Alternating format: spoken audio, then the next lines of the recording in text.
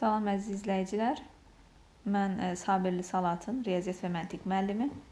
Bugün sizlərlə Elsəvər Əliyevin Riyaziyyat, Məntiq, İmtahanlar və Sınaqlar toplusu kitabından lisey qəbul sınaqları 1-in, yəni LGS 1-in riyaziyyatının izahını çəkəcəyik. Xoş seyirlər. Birinci sualdan başlayırıq. Birinci sual sadə bir sualdır. Sadəcə çıxma əməlini yerinə yetirmək lazımdır. 76 tam mində 36 çıxılsın 73 tam mində 369. Burada paylama xassəsinə əsasən bir çıxacaq. 16-dan 9 çıxanda 7. Burada 2 qaldı çünki bir onluğumuzu 6-ya vermişdik. 76-dan 0-a, 0-dan da 2-yə verəcəyik. 12-dən 6, 6. Burada 9 qalmışdı. 9-dan 3, 6. 5-dən 3, 2. Yəni 2 tam mində 667. Cavab A variantı. İkinci sualda 5 ardıcıl tək natural ədədin cəmi 105 olarsa, bu ədədlərin böyüyünü seçin. Ardıcıl dediyinə görə biz ilk ədədimizi x götürürük. İkinci ədədimiz x plus 2. Çünki ardıcıl tək ədədlər 2 vahid artır. Yəni aralarında 2 vahid var. Üçüncümüz olacaq x plus 4 və dördüncümüz olacaq x plus 6. Beşincimiz də olacaq x plus 8 bərabərdir 105-ə. İndi bu ifadəmizi sadələşdirəcəyik bildiyimiz tənlik qaydası ilə. 1, 2, 3, 4, 5. 5x üzərinə gəlirik. 2, 6, 12, 20 bərabərdir 105-ə. 5x bərabərdir 105 çıxılsın 20, yəni 85. X bərabərdir 17. Deməli, birinci ədədimiz 17, ikinci ədədimiz 19, üçüncü ədədimiz 21, dördüncü ədədimiz 23 və beşinci ədədimiz 25 olacaq. Cavab B variantı. Daha sonra üçüncü sual. Üçüncü sualda deyir ki, A-nın hansı ən böyük qiymətində 21 böl 2A minus 7 kəsiri düzgün olmayan kəsirdir. A-nın hansı ən böyük qiymətində? Deməli, kəsirlər nə zaman düzgün olmayan kəsir adlandırılır? Sürət məxrəcdən böyük bərabərdir olduqda. Bu bərabərsizliyimizi həll edəcəyik. Bildiyimiz tənlik qaydasından sadəcə bərabərliyin yerində bu işarə olacaq. 21 üstə gəlinsin 7 böyük bərabərdir 2A-dan. 28 böyük bərabərdir 2A. Hər tərəfi 2-yə böləcəyik. 14 böyük bərabərdir A-dan. Bizə A-nın ən böyük qiymətini soruşduğuna görə və burada da bərabərlik şərti olduğuna görə elə 14-ü götürəcəyik. B variantı. Sonra dördüncü sual. Dördüncü sualı da sadə bir hesablama sualıdır. 2 vurulsun 0,2'nin kubu üstə gəlinsin 0,4'ün kubu bərabərdir. 2 vurulsun 0,2'nin kubu 0,8 üstə gəlinsin 0,4'ün kubu da, yəni 0,4 vurulsun 0,4 vurulsun 0,4. O da deyəcək 0,64 bərabərdir. 2'ni 0,8'e vuranda 0,16 üstünə gəlsin 0,64. Bu da bərabərdir 0,8. Yəni B variantı. Daha sonra 5-ci sual. 5-ci sual çoxluqlar mövzusuna aid bir sualdır. Çoxluqların kəsişməsinə aid bir sualdır. Çoxluqların kəsişməsi dedikdə nəyi nəzərdə tuturuq? Yəni hər iki çoxluqda olan ortaq elementlər. Baxırıq M-dəki elementdə bunun bir baxmalıyıq təbii ki. M-dən 13'ü götürdük. 13 N-də var, xeyr, yoxdur. 23'ü götürdük. 23 N-də var, bəli var, ortaqdır. 33 N-də var, xeyr, yoxdur. 43 N-də var, bəli var. 53 N-də var, xeyr, yoxdur. Deməli, 2 dənə elementimiz var. 23 və 43. Cevap D variantı. 5-ci sualda. 6-cı sual da bir hesablama sualıdır. Bunun təbii ki biz kəsirlər üzərində əməlləri keçmişik və bunun ən sadə yolu kəsirin sürət və məxrəcini onluq kəsirdən azad etməkdir. Yəni biz sürəti nə zaman onluq kəsirdən azad edə bilərik? Vergüldən sonunda vergüldən sonrakı ədədlərin, rəqəmlərin sayı qədər sıfır olan bir 10-a, 100-ə, 1000-ə və yaxud da 10.000-ə vurmaq şərti ilə. Təbii ki, bu qaydamızı da unutmuruq ki, kəsirin sürət və məxrəcini biz eyni bir ədədə vurmalıyıq. Sürəti mən 100-ə vuranda vergüldən xilas eləmiş oluramsa, deməli məxrəci də 100-ə vuracam. Yəni 0,75 vur 100 bölünsün 2,5 vur 100. Üstə gəl. 1,2, 0,6. Hər ikisinin sonunda bir vergüldən sonra bir rəqəm olduğuna görə 10'a vuracam ikisini də. Onda ikisi də vergüldən azad olmuş olacaq. Üstə gəl. Baxıram, sürətdəki ədəddə vergüldən sonra 2 dənə ədəd var, 2 rəqəm var. Amma məxrəcdəki ədəddə vergüldən sonra 3 dənə rəqəm var. Deməli biz ən çox sayda olan sıfıra vurmalıyıq. 3 dənə sıfırlıq ədədə vurmalıyıq. 1000 vurulsun 0,1041 və 0,82 vurulsun 1000. Bərabərdir. Sürətdə alınır birinci kəsirdə 75, ikinci kəsirdə 250. Bəli, 250. Üstə gəlinsin. İkinci kəsirimizin sürətində 12, məxrəcində 6. Üstə gəlinsin. Burada 820, aşağıda da 41 alınacaq. İxtisarlarımızı eləyirik indi. Hər ikisini 25'e ixtisar aparacağım. 25'e ixtisar aparda burada 10 qalır. Burada 3 qalır. Bununla bu ixtisar gedir. 2 qalır. Bu 41'e də ixtisar aparanda burada 1, burada 20 qalır. Deməli olacaq 0,3 üstə gəlinsin 2, üstə gəlinsin 20. Cavab 22,3. C variantı yəni. Video çox uzun olmasın deyə mən silirəm. Siz yenidə yəni videonu saxlayıb izahlara, həllərə biraz daha baxa bilərsiniz rahat-rahat. Bir çənin 7'də 3 hissəsi su ilə doludur.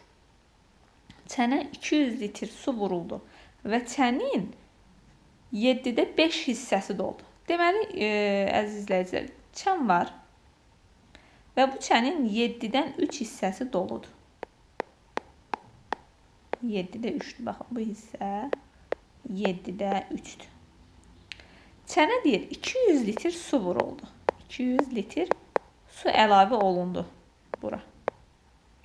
Və deyir, çənin 7'də 5 hissəsi.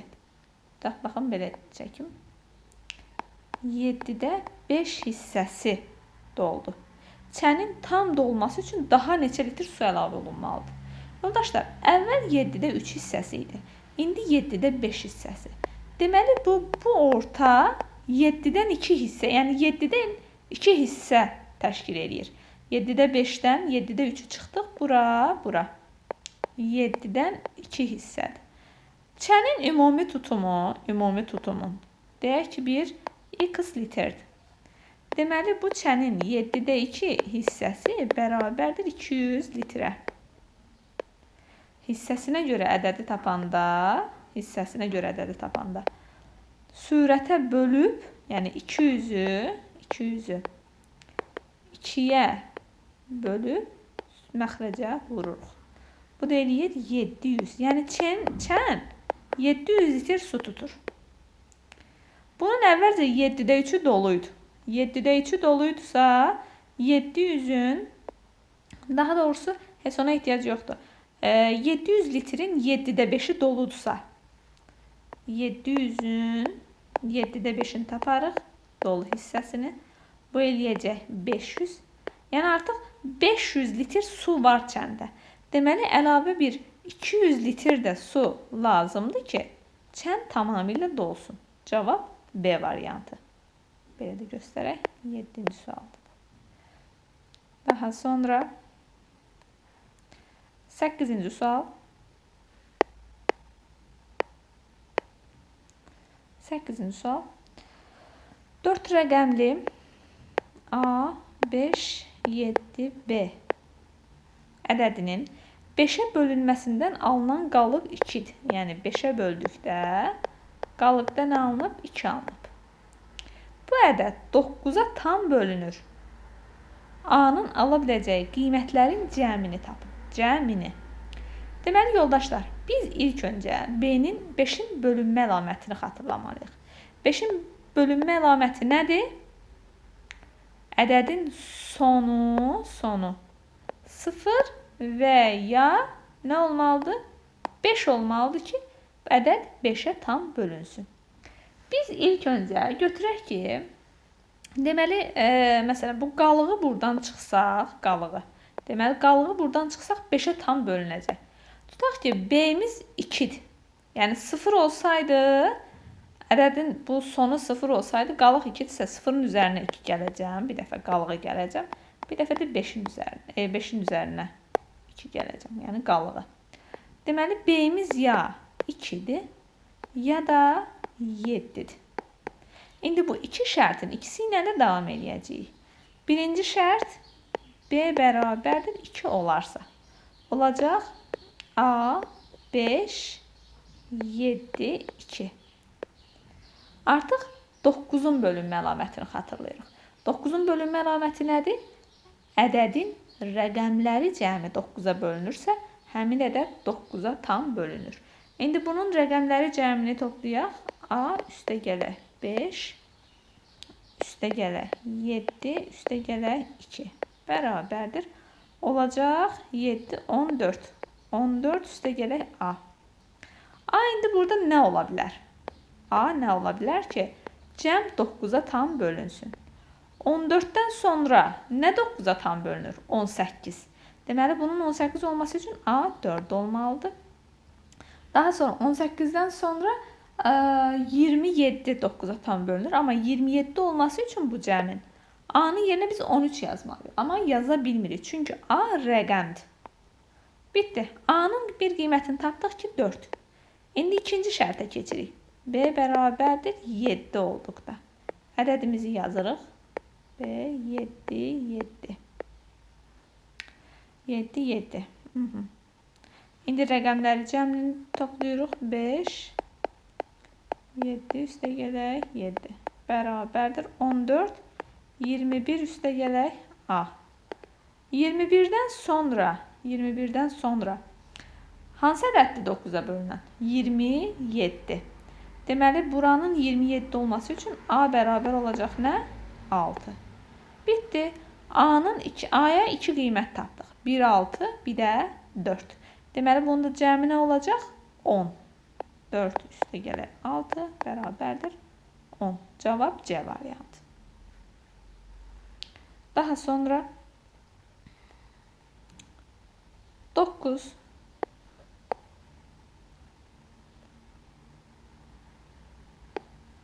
9-cu sual da sadə bir sualdır. Hissəsinə görə ədədin tapılmasına aid bir sualdır. Deyir, 4'də 3 hissəsi 18 olan ədəd. Yoldaşlar, qaydaları yadımıza salırıq. Ədədin hissəsini tapdıqda ədədi hissənin sürətinə vurub məxrəcinə bölürük. Lakin hissəsinə görə ədədi tapdıqda isə hissə göstərən ədədi hissənin sürətinə bölüb məxrəcinə vururuq.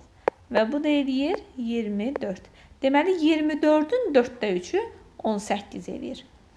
İndi gəlirik məsələmizə. Deyir, 4'də 3 hissəsi 18 olan ədədin 3'də 1'ini tap. Deməli, 24'ün 3'də 1'ini soruşur. O da eləyəcək 8 B variantı. 9-cu sual. 10-cu sual. N'in hansı qiymətində bərabərlik doğrudur? Bunu təbii ki, tənlik kimi eləyəcəyik. Yazaq. 55 vurulsun 16. Üstə gəl 16 vurulsun N. Bərabərdir 75 vur 16. 16 vur n. Təbii ki, mən burada 55-i 16-ya, 75-i 16-ya vurmayacağım. Nə edəcəm? Ədədləri tənlik kimi həll edəcəyik bunu. Olacaq 55 vur 16. Aha. 16 vur n bərabərdir. Burada hər ikisində 16 ortaq vurubdur. 16 ortaq vurğu çıxartdım mörtəzə xaricinə. Qaldı 75 çıx 55. Deməli olacaq 16 vur n bərabərdir 16 vur 20-yə. Buradan hər iki tərəfdən 16-ya bölsək n bərabərdir 20 tapmış olacağıq B variantı. Daha sonra 11-ci sual.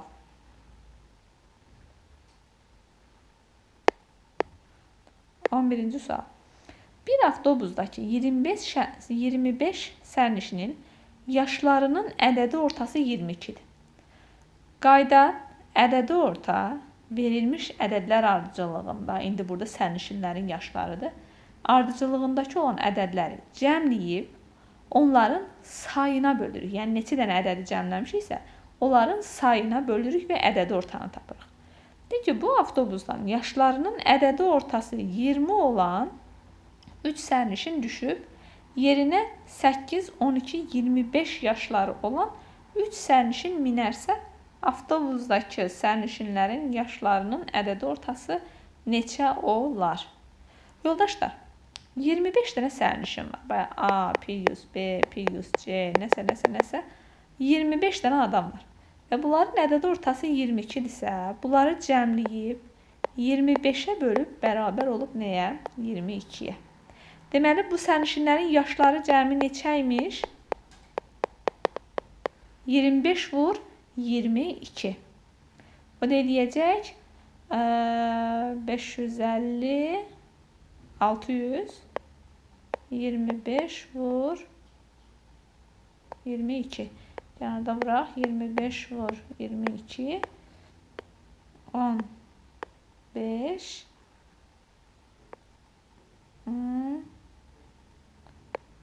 5 0 5 5 550 550 yazırıq bura 550. Deməli avtobusdakı insanların yaşları cəmi nə qədər imiş? 550 imiş. Və deyir ki, bu avtobusdan yaşlarının ədədi ortası 20 olan 3 dənə adam düşüb. Deyək ki, M plus yuxarıda yazım. M plus K bölünsün 3 bərabərdir 20. Deməli, yaşları cəmi neçə imiş? 60. 60 çıxıbsa yazacağım ki 550 çıx 60. Olacaq neçə? 490. Həm də 25 dənə adam var idi da. 25-dən də 3'ü düşdü, qaldı 22 adam. 22 adam qaldı, yaşları cəmi də 490-dır. Keçirəm üçüncüsünə. Deyir 8 düşüb, deyir yerinə 8, 12, 15 yaşları olan 3 sərnişin minərsə. İndi yaşları cəmini toplayaq. 8, 12, 15. Bu eləyəcək 20, 35. Avtobusdakı sərnişinlərin yaşlarının ədədi ortası. Deməli 490 üstə gəlinsin 35. Bu eləyəcək 5, 2, 5. Və 3 nəfər də gəldiyinə görə say əslində dəyişmir. 3 nəfər düşüb, 3 nəfər gəlib. Yenə 25 nəfərdir. Bizə ədədi ortasını soruşduğuna görə 525-i indi sayına böləcəyik. Yəni 25-ə böləcəyik. Düşəcək 2, 21 dəfə düşməlidir. Bəli, 21 olacaq. Ədədi orta 21. Biraz kiçildim. Aha, belə. Bu 11-ci sual idi. Keçirik 12-ci suala.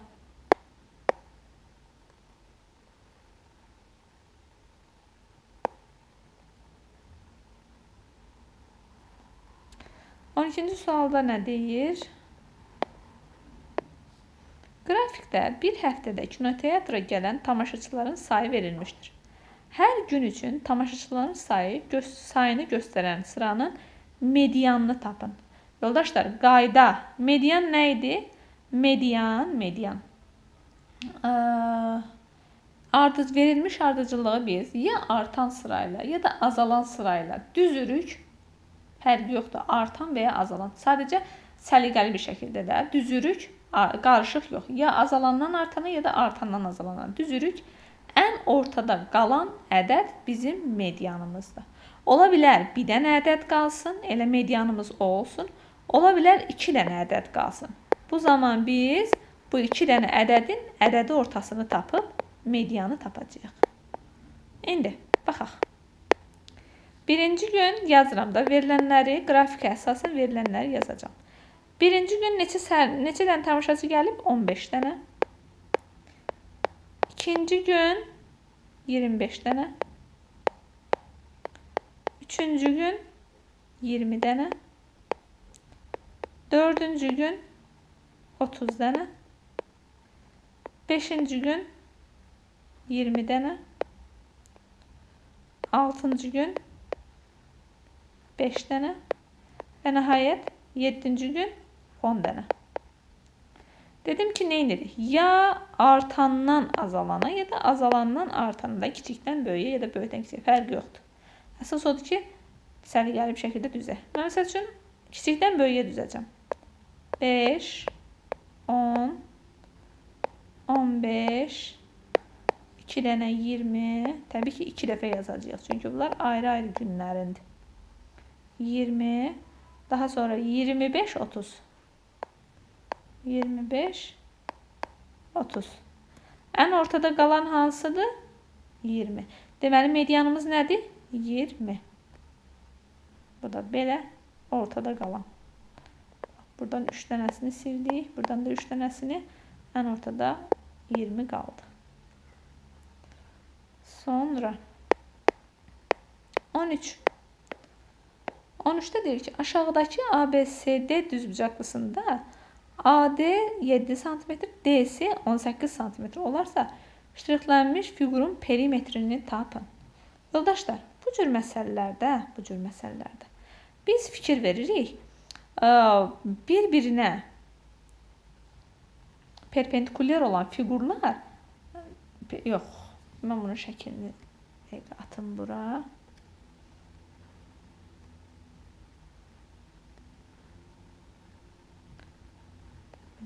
Baxın, burada fiqurumuz budur da. Bu hissə 7-dir. Bu hissə 14. Yoldaşlar, baxın, bu qırıq hissələr var. Hamısını baxın köçürdürəm buradan.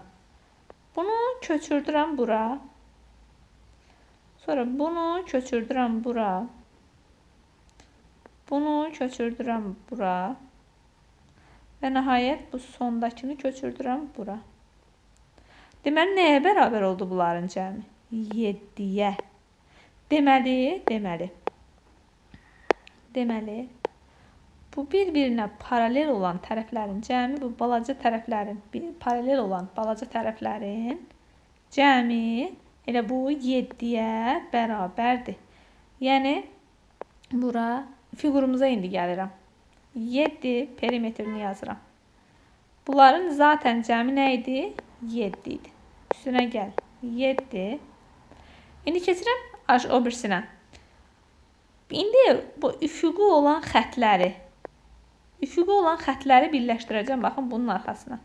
Bunu birləşdirdim bura. Sonra bunu birləşdirdim bura. Bunu birləşdirdim bura. Və bunu birləşdirdim bura. Neçə oldu? 14 oldu. Deməli, bu üfüqi xətlərin də, kiçik, balaca üfüqi xətlərin də cəmi nə imiş? 14 imiş. Yazacağıq 14 üstə gələk 14. Bu da eləyəcək neçə?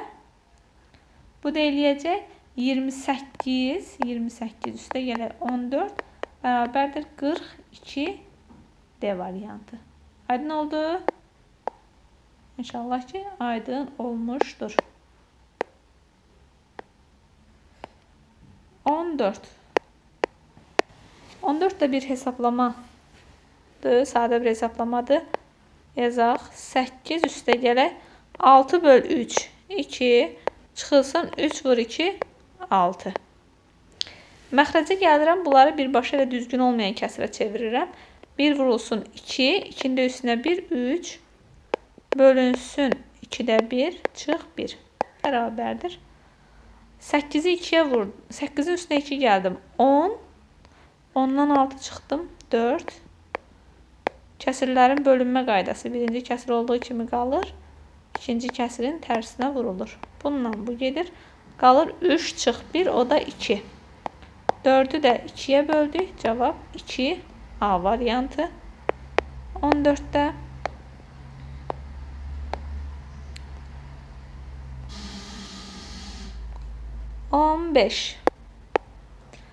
A-nın deyir hansı qiymətində? A-nın hansı qiymətində?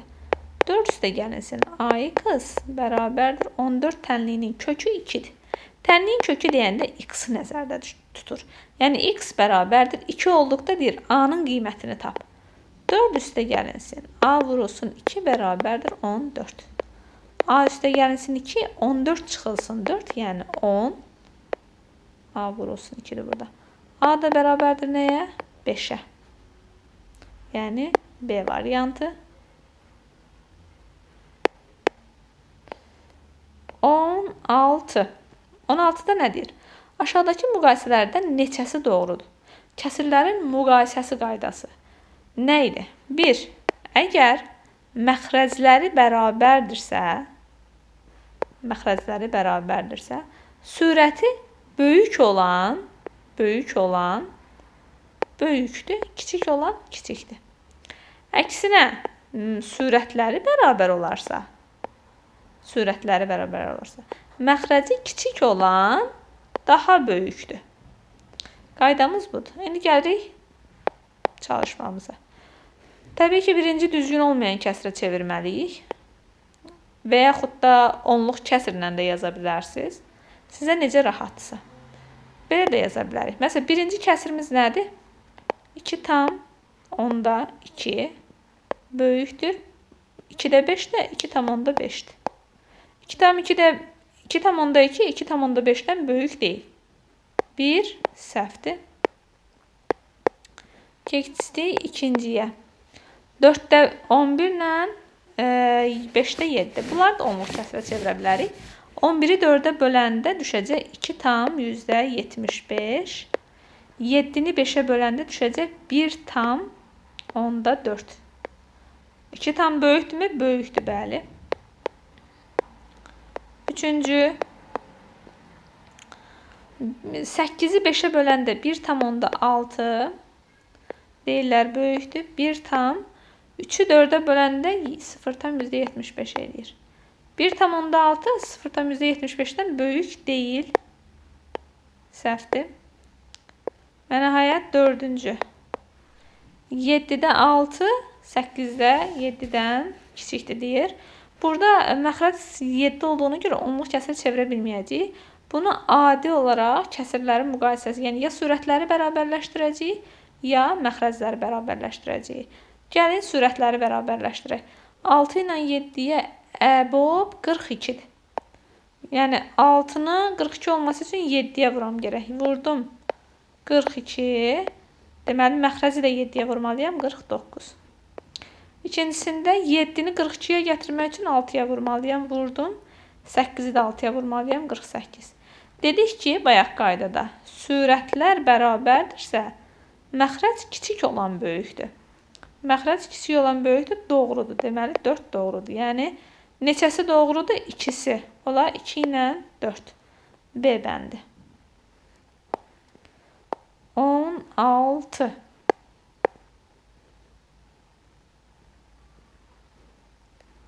16-cı sual. 16'da nə deyir? Sürəti 2 metr saniyə olan Əziz ilə sürəti 10 metr böl saniyə olan avtomobil arasında 600 metr məsafə var. Əziz ilə avtomobil neçə saniyə sonra qarşılaşar? Neçə saniyə sonra qarşılaşar? Deməli, yoldaşlar, Əziz buradadır.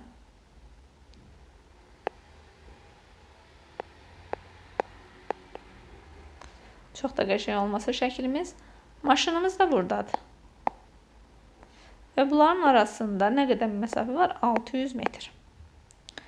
Əzizin sürəti V bərabərdir 2-dir.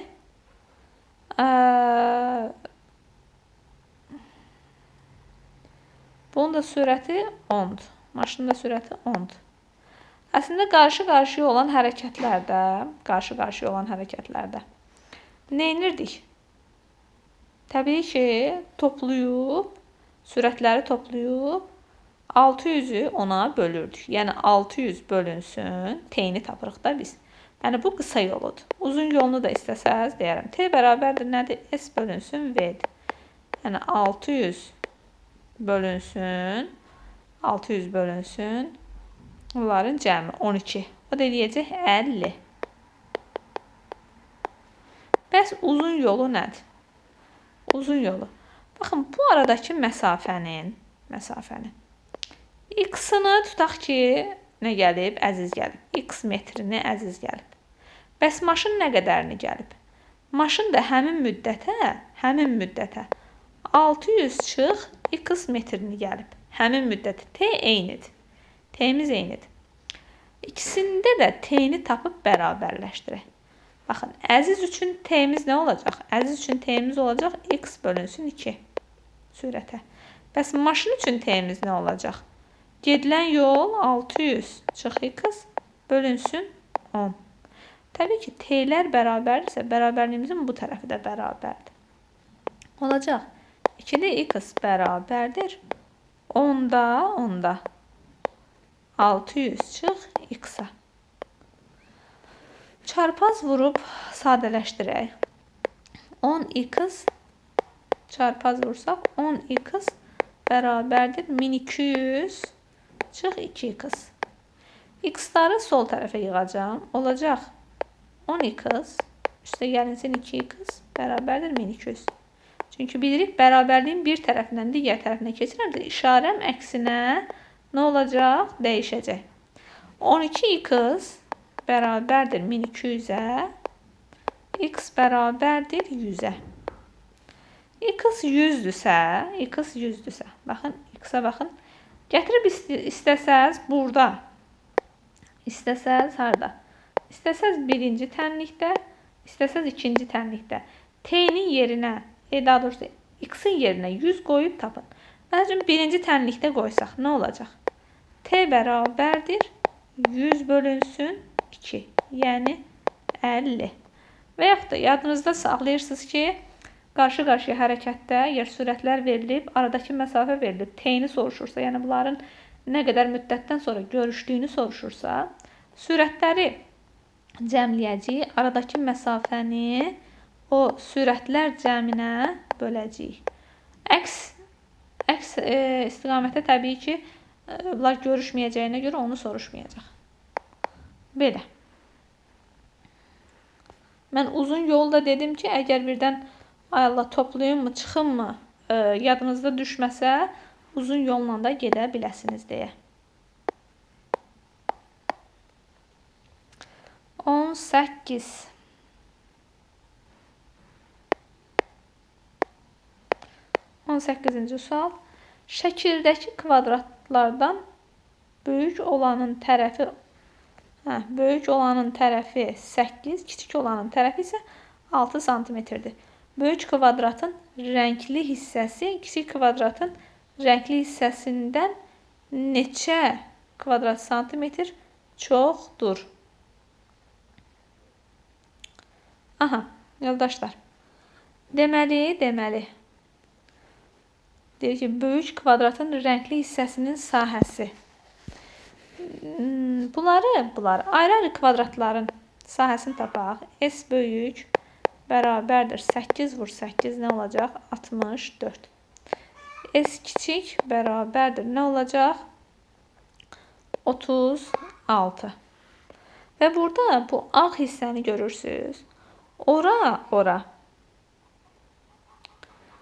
böyük. Ora bunların ortaq hissəsidir. Yəni, məsələn, oranın sahəsi tutaq ki, hər hansı bir şey olsun, 3 olsun. 3-dürsə, oranın sahəsi. 64-dən də 3-ü çıxacam. 36-dan da 3-ü çıxacam. Çünki hər iki kvadratın ağdır o hissə. Burada nə qalacaq? 61. Burada nə qalacaq? 33. Bunların fərqi nə qədər olacaq? 8, 28. Yaxşı, 3 olmasın. Başqa şey olsun. 7 olsun. Tutaq ki, o üçbucağın sahəsi 7-dir. Bundan da 7-ni çıxacam. Bundan da 7-ni çıxacam. Nə olacaq burada? 57 burada qalacaq. 9, 29 burada qalacaq. Yenə 57-dən 29 çıxanda yenə 28 qalacaq. Yəni ortadakı hissənin sahəsinin nə olması önəmli deyil. Çünki həm böyük kvadratın sahəsinin içərisində də onu götürüblər, həm də kiçik kvadratın sahəsindən o qədər götürüblər. Yəni hər iki kvadrat, həm böyük kvadrat, həm kiçik kvadrat, o ağ hissə var, üçbucaq. O ağ hissənin sahəsi qədər azalıb. Hər ikisi o qədər azalıbsa, yenə fərq dəyişməyəcək. Yenə fərq 28 olaraq qalacaq. İnşallah ki, aydın olmuşdur. 18-dən sonra 19. Aşağıdakı ədəd oxunda A və B ardıcıl 2 ədəddir. A və B arası 5 bərabər hissəyə bölünürsə, x ədədi aşağıdakilərdən hansı ola bilər? Yoldaşlar, bunu adi bir ədəd oxunda da göstərə bilərik. Tutaq ki, bura 3-dür. 1, 2, 3, 4, 5. 5. Burada olsun 4. Deməli, bu biri mən, bax buradan bura 1 vahid artır da. Bu biri mən 5 yerə bölmüşəm. Yəni, bax bu balaca hissələr, balaca bölgülər nədir? 5-də 1-dir. Hər biri 5-də 1-dir. İndi sayacağım, görüm neçəncidir bu? 1, 2, 3, 4. 4-cüdür. Yəni, olacaq A tam 5-də 4. Yəni, C variantı. Rahat sual idi.